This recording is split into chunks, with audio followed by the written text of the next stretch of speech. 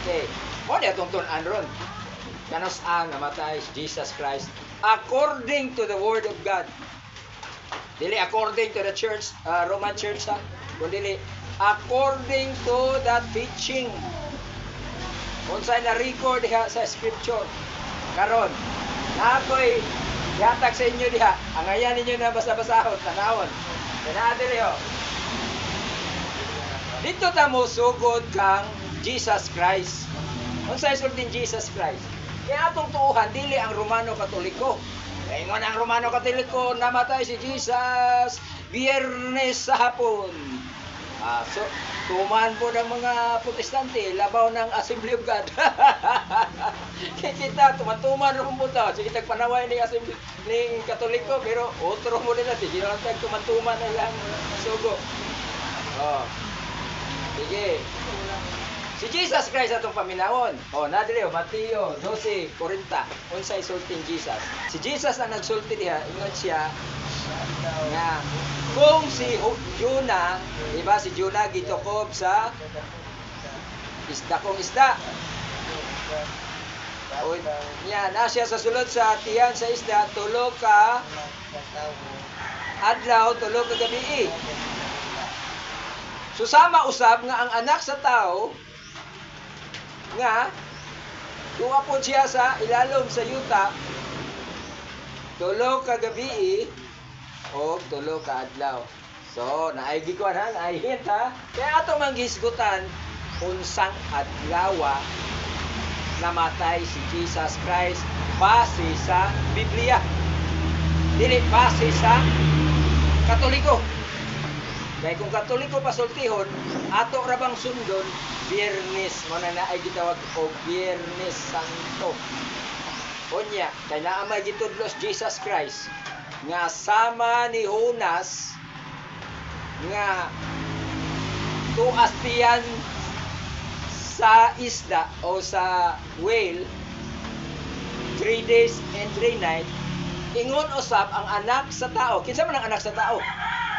Di ba si Jesus? Basta si Jesus gani musulti, iyang ginabot pasabot ang anak sa tao siya. Ang anak sa tao. Ingon usab ang anak sa tao naa sa ilalom sa yuta sa heart of the earth 3 days and 3 nights. Nagisgot na sa iyang kamatayon. Sa Katoliko ang pasultihon, duha lang ka gabi o isa lang ka adlaw. Diba? Ang sa may sultin Jesus, kinsa may tuuhan na to? Ang Katoliko o ang sultin Jesus? Ingon si Jesus, sama ni Jonas nga naa sa tiyan sa isda, tulo ka gabi o tulo ka, basahin yung Bible. Kung nasa dalaw. O si tulo ka gabi o tulo ka adlaw sa tiyan sa isda. Ingon usap, awa iyang gipakasama iyang kaugalingon kang Jonah nga naa dito sa isda. Ingon usap nga ang anak sa tao tulo ka adlaw, tulo ka gabi sa ilalom sa kalibutan. Sa heart of the earth. Ilalom ba siya sa yuta? Gilubong? Di ba sa langob man? Langob ang ako makita kung sa iya diri yuta. Unsa may nasa langob?